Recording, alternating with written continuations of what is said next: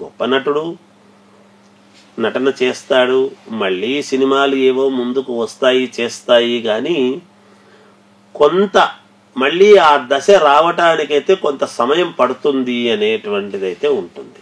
ఎందుకంటే అమ్మా తొందరగా మర్చిపోరు జనాల్లో, ఏది కూడా మరుపు సహజమే. కానీ కాలము గడిచే కొద్దీ మర్చిపోవటం వేరు, వెంటనే మళ్ళీ అదే స్థాయిలో ఫోకస్ అయ్యి ఏదో జరుగుతుందిలే అని అనటం వేరు. కొంచెము ఇబ్బందికరమైన పరిస్థితే కదమ్మా ఇది. ఏది కావాలని చేసినటువంటిది కాకపోయినా, కాకతాళీయంగా జరిగినా, జాతకము ప్రకారముగా ఆయనకు ఉన్నటువంటి పరిస్థితుల యొక్క దృష్ట్యా కొన్ని వివాదాలు, కొన్ని ఇబ్బందులు ఎదుర్కోక తప్పదు. ప్రతివాడి జీవితంలోనూ ఎన్నో ఒడిదుడుకులు, వివాదాలు వస్తూ ఉంటాయి. కొంతమంది జీవితంలో అలా వచ్చి అలా వెంటనే మాసిపోయేట్టుగా ఉంటాయి. కొంతమందివి కొంచెము తొందరగా మర్చిపోవడం కష్టము అనేట్టుగా కూడా వస్తూ ఉంటాయి. ఎవరు వాళ్ళు మాత్రం కావాలని చేస్తారా? తన ప్రమోషన్ చేసుకోవాలి అని వెళ్ళాడు, అలా జరిగింది. జరిగిన వెంటనే స్పందించేటువంటి తీరు వేరుగా ఉండాల్సిందే. కొంచెం అక్కడ అంత దూరం ఆలోచన లేకుండా కొంచెం జాగ్రత్త పడలేదు అనేటువంటిది అయితే మనం చెప్పగలం. రైట్. అయితే మొన్ననే మనకు తెలిసిన విషయమే, ఆయనని జైలుకి తీసుకెళ్లారు.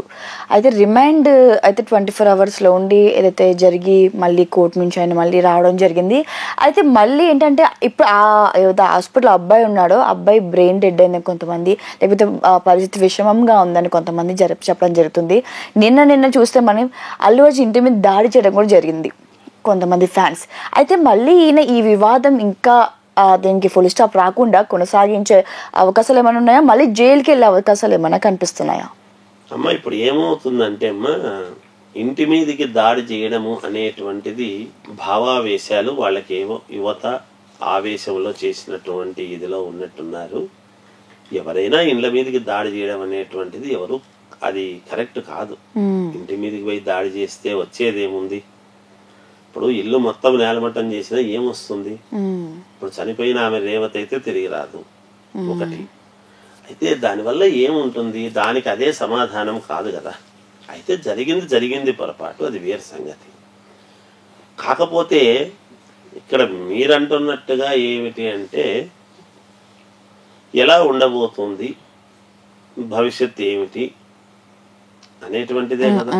ఇంకా మళ్ళీ వెళతారా ఏమిటి సంగతి, ఎందుకు ఏమేనని. జైలుకు వెళతారా చేస్తారా అంటే, ఇక్కడ చట్టసభ అనేటువంటిది, ఒక చట్టసభలలో సీఎం గారు ప్రకటిస్తున్నారు ఒక ఇది అని అన్నప్పుడు, ఏదైనా సీఎం ఈజ్ ద సీఎం రాష్ట్రానికి, అందులోనూ చట్టసభలు చేసేటువంటి అసెంబ్లీలో మాట్లాడుతున్నప్పుడు ఏది ప్రామాణికం లేకుండా మాట్లాడరు అనేటువంటిది మొదట గ్రహించాలి. అంతే కదా. సీఎం స్థాయిలో ఏదంటే అది మాట్లాడరు కదా. అయితే వెంటనే అల్లు అర్జున్ గారు దానికి ఏదో కౌంటర్ ఇవ్వాలి నేను అనేటువంటి భావనతో ఆ ప్రెస్ మీట్ పెట్టడం అనేటువంటిది కొంచెం తప్పేమో. కొద్ది రోజులు ఆగి ఉండి జాగ్రత్తగా చేస్తుంటే బాగుండేది. అది ఆయన అల్లు అర్జున్ గారు కాకుండా ఇంకెవరైనా, ఆయన అరవింద్ గారు ఎవరో ఒక మాట, అలా కాదండి, ఎవరు కావాలని చేయలేదు, ఏదో పొరపాటు జరిగి ఉండొచ్చు, కానీ మాకు ఆ అభిప్రాయం ఎప్పుడూ లేదు, మాకు ప్రజలు దేవుళ్ళు అని ఒక మాట. అయితే దీనికి మేము బాధపడుతూ ఉన్నామని వదిలేసింటే అయిపోతుంది. పోలీసులు రాలేదు, చేయలేదు, చెందలేదు అని ఇవన్నీ ఎక్కువ ఒకదానికోటి భావావేశాల్లో మాట్లాడితే ఏమవుతుందంటే అమ్మా, ఇదిగో మేము వచ్చాము అని వాళ్ళు, ఇది ఎక్కడికి పోతుంది అంటే, ఖచ్చితముగా మీరు దోషులు, ఉన్నట్టు మేము చెబుతున్నాం తెలియజెప్పాల్సినటువంటి అవసరం సమాజానికి అన్ని తెలిసిపోయాయి కదా. ఇప్పుడు అది అనకపోయి ఉంటే ఇది తెలిసేది కాదు. ఇప్పుడు మనం ఎప్పుడైతే ఒకటి అంటామో వాళ్ళు 2 అంటారు, వాళ్ళు 2 అన్నారని మళ్ళీ మనం ఒకటి అంటే ఇంకో 4 అంటారు. ఆ ఎవిడెన్సులు లేకుండా మాట్లాడతారు ప్రభుత్వంలో అని అనుకోకూడదు. మనం ఏదైనా మన వైపు నుంచి ఈయన ప్రత్యక్షంగా కాకపోయినా పరోక్షంగా ఈయన అక్కడికి వెళ్ళిన దానికి కదా తొక్కిసలాట జరిగింది. తొక్కిసలాట ఎందుకు జరిగింది? ఆయన వచ్చారు, ఆయన మరి మనం ఏం చూడడానికి. చెప్తున్నాము? కర్త కారయిత చేయవ ప్రేరకస్య అనుమోదక అని చెప్తున్నాం శాస్త్రంలో. అంటే దగ్గరుండేటువంటి వాడనే కాదు, నువ్వు దగ్గరుండి ప్రోత్సహించినావని కాదు, అక్కడికి పోయిన దాని వల్ల కదా కారణం అయింది. ఎందువల్ల అనేది చూస్తారు కదా. ఒకడు ఒక హత్య చేసినా అంటే ఎందుకు చేశాడు, వాడు ఏ ఉద్రేకంలో ఉండి చేసినాడు, ఏ భావావేశంలో చేసినాడు అనేటువంటి దాని మీద కదా వెళుతుంది. మరి ఎందుకు జరిగింది ఇది అని అన్నప్పుడు మరి పలానా దానికి అనేది చెప్తున్నారు కదా. దానికి సంబంధించిన వీడియోలందరూ పోలీసు వ్యవస్థ. అమ్మ సమాజంలో నిజానికి పోలీసులు చేసేటువంటి ఒక ఇది ఎవ్వరు చేయరమ్మా. వాళ్ళు ఇప్పుడు గణపతి పూజ చేసుకుందామన్నా, గణపతి నవరాత్రులు వచ్చినా, దసరా పండుగలు వచ్చినా, ఏది వచ్చినా ప్రతిదానికి వాళ్లకు మొన్నటిదాకా వీళ్లకు కూడా సినిమా వాళ్లకు కూడా ఏదైనా ఇబ్బందులు రాకుండా ఉండాలి, చెయ్యాలి అంటే పోలీసు వ్యవస్థే కదమ్మా కాపాడాలి. ప్రతి పౌరుడు కొట్టములో చిన్న గుడిసెల్లో నివసించేటువంటి వాళ్ళ దగ్గర నుండి పెద్ద పెద్ద బంగళాల్లో నివసించేటువంటి వాళ్ళ వరకు కూడా రక్షణ ముఖ్యంగా పోలీసులే ఇస్తారు.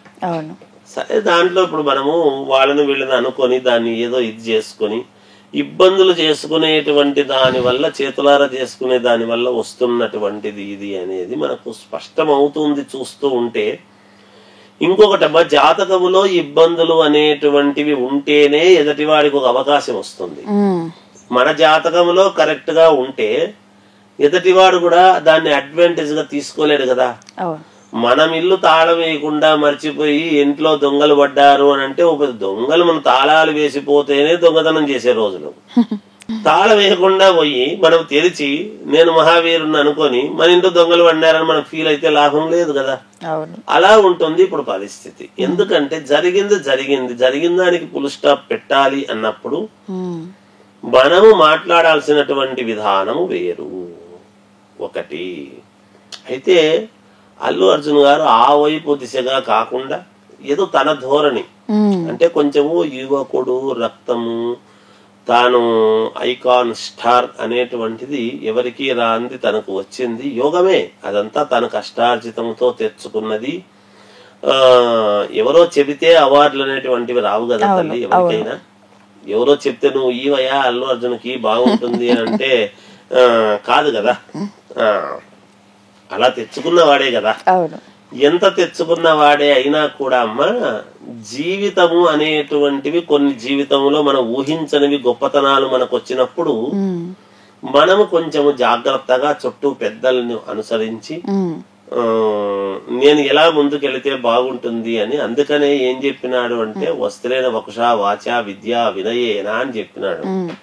విద్య ఎంత ఉంటే వినయము అంత ఉండాలి, ఎంత వినయము ఉంటే అంత పైకి రాణింపు ఉంటుంది అని శాస్త్రం చెప్పినారు. అక్కడ ఎక్కడో కొంచెం అంటే చుట్టూ ఉండేవాళ్ళు కూడా అమ్మా యువకులు కదా, నీకేమి, నువ్వేమి తక్కువ, నువ్వు గొప్పవాడివి ఇవన్నీ అనేవాళ్ళు ఉంటారు. ఇప్పుడు కూడా సమాజంలో ప్రతి ఒక అల్లు అర్జున్ గారి పక్కనే ఆయన పక్కనే ఉంటారనే వాళ్లే కాదు, ఏ రంగములో కొంచెము గొప్పతనము వచ్చి పర్వాలేదు అనుకునేటువంటి వాళ్ళు ఉన్నా, అందుకే మనల్ని నిరంతరము పొగిడేటువంటి వాళ్ళు మన శ్రేయస్సు కోరే వాళ్ళు కాదు. నిరంతరము మనకు హెచ్చరికలు చేస్తూ జాగ్రత్తగా ఉండు అని చెప్పేటువంటి వాడు. చేదు గుళికలు మన ఎదుగుదలకు పనికొస్తాయని అక్కినేని నాగేశ్వరరావు గారు ఒక ఇంటర్వ్యూలో చెప్పారు. అది శాస్త్రంలో ఉండేదే, ఆయన చెప్పారు. మరి అంత ఎదిగిన నాగేశ్వరరావు గారు అది చెప్పినారు అంటే, ఆనాడు ఎన్టీ రామారావు గారు గాని నాగేశ్వరరావు గారు గాని వాళ్ళు సమాజానికి ఒక అద్భుతమైనటువంటి మెసేజ్ ఇచ్చారు. బ్రతికి ఉన్నంత కాలం వాళ్ళు ఎక్కడ ఇటువంటివి తెచ్చుకోలేదు. అందుకే పెద్దలను చూసి మనం ఏం నేర్చుకుంటున్నాము అనేది కావాలి. ఆ రోజులు వేరు, ఈ రోజులు వేరు అంటారు. ఏది రోజులు ఏం వేరే కాదమ్మా. రోజులు ఎప్పుడు 24 గంటలే సమయం అదే. మన నడవడికలలో, మన పోకడలలో మార్పులు ఉంటాయి. అయితే అల్లు అర్జున్ గారు కూడా ఒక పార్టీ పెడతారు అని కొంతమంది చెప్పడం జరుగుతుంది. అది ఎంతవరకు నిజం? ఈ మధ్య ఒక ఫ్యాషన్ అయిపోయిందమ్మా. ఏదో జైలుకు పోయేస్తే ముఖ్యమంత్రులు అవుతారని ఒక మాట, ఏదో ఇబ్బంది కాగానే పార్టీ పెట్టడము అనేటువంటిది అదేమి చిన్న విషయం ఏమి కాదమ్మా. పార్టీ పెట్టి సీఎం అవుతాడు, చేస్తాడు అనేటువంటిది అంత చిన్న విషయం ఏమి కాదు. అసలు అతనికి అంత పార్టీ పెట్టి ఏదో సీఎం అయ్యేంత యోగం అయితే అతని జాతకంలో లేదు. అల్లు అర్జున్ ఈ వివాదం వల్ల రేవంత్ రెడ్డి గారికి ఏమైనా నష్టం వచ్చే అవకాశం కనిపిస్తుంది అంటే ఈ వివాదం వల్ల? ఏం నష్టం ఉంటుందమ్మా? ఆయన వ్యక్తిగతమైన ద్వేషాలు ఏముంటాయి ఆయనకు ఈయనకు? నిజానికి వ్యక్తిగతమైన విషయాలు ఉన్నట్టుగా ఏమీ తెలియడం లేదు. ఏమన్నా వ్యక్తిగతమైన విషయాలుంటే అవి ఈ విధంగా తీర్చుకోరు కదా. ఆయన పర్మిషన్ అడిగినాడు, ఇచ్చినాడు.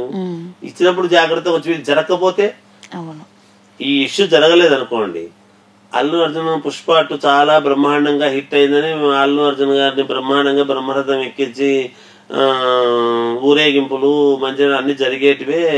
రేవంత్ రెడ్డి గారు తన పని తాను చేసుకుంటూ ముందుకు పోయేవాళ్ళు. ఈ ఇష్యూ జరిగిన దాని వల్ల కదా సమస్య వచ్చింది. దానికి ఒక ఇష్యూ వచ్చినప్పుడు ప్రతి వాళ్ళ మీద నేను పెద్దవాళ్లకు మాత్రమే స్పందిస్తాను, చిన్నవాళ్ళకు నాకు సంబంధం లేదని ఏ సీఎం అన్నా అంటాడా? పేదల పక్షాన మాట్లాడతారు కదమ్మా. మాట్లాడిన దానికి మనం ఎట్లా మాట్లాడతాం? మరి అభిమానం ఉండొచ్చు.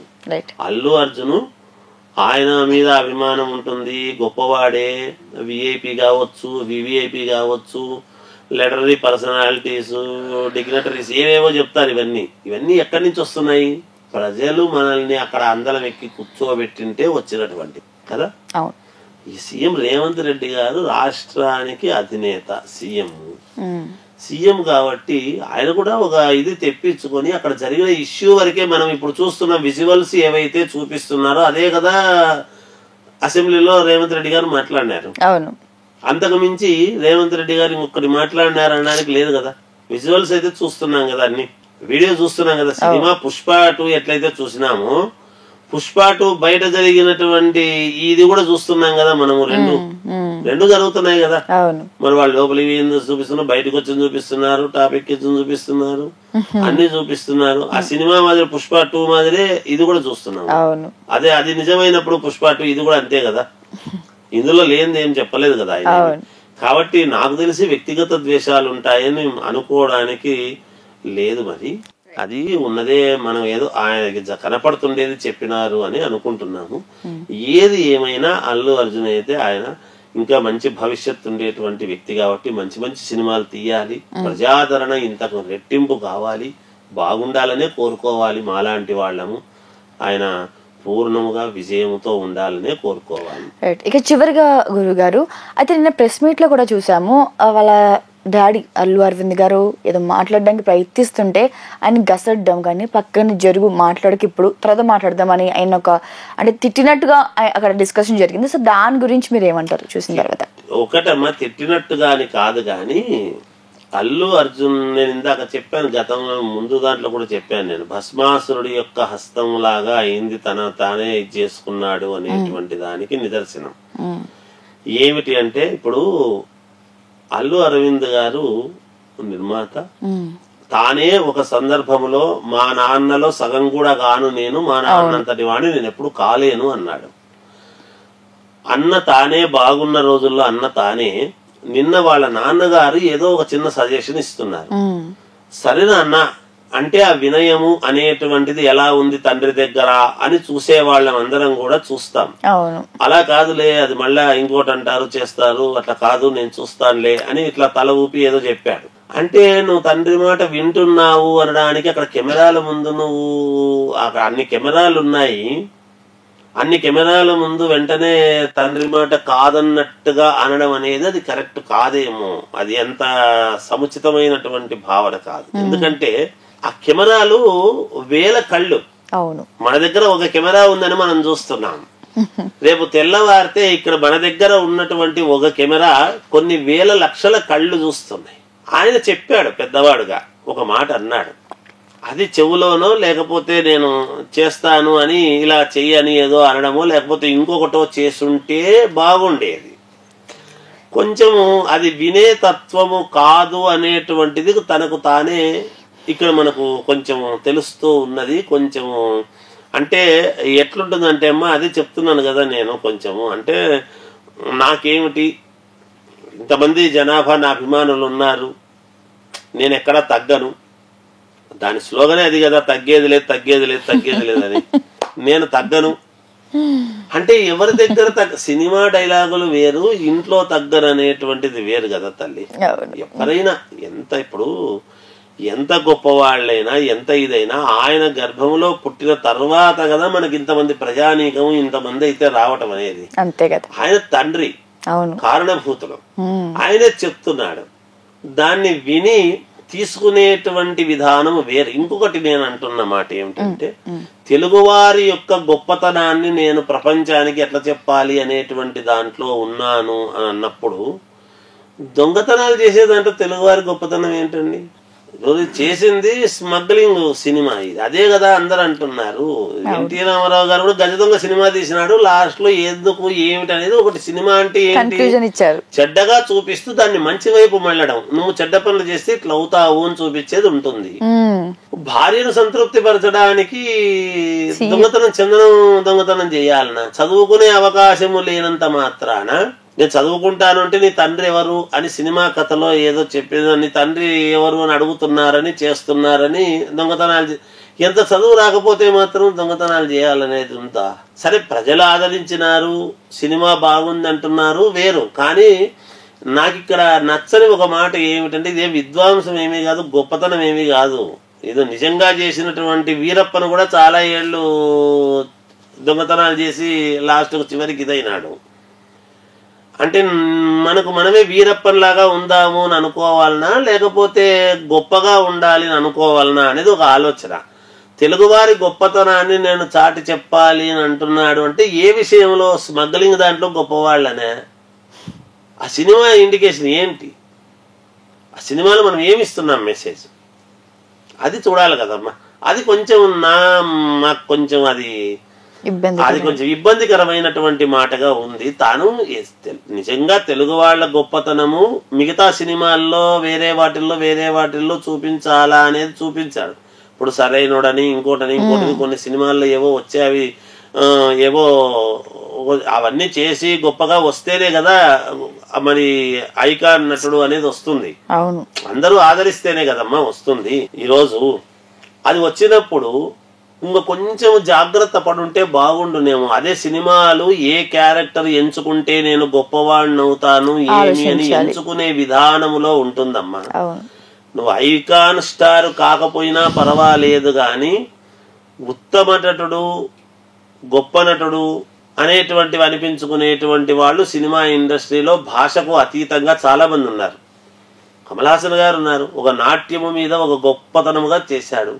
విశ్వరూపం సినిమా తీసినాడు, ఇంకోటి తీసినాడు, ప్రభుత్వంచే అన్ని అవార్డులు తీసుకున్నాడు కదా. మరి ఇప్పుడు అంత మాత్రాన అంతకంటే గొప్పవాళ్ళమని మనం కాలేం కదా. ఐకాన్ అయినా ఇంకోరైనా పదాలేవో వేరే పెట్టుకుంటున్నారు తప్ప అతనికంటే గొప్ప ఉన్నట్టుడు అని అనలేరు కదా. కమల్ హాసన్ కంటే గొప్ప నటుడు అనేటువంటి మాట అయితే రాదు కదా. ఇంకా దీన్ని ఏమంటాం? ఐకాన్ దానికి దీనికి ఏం చెప్పాలి ఇంకా?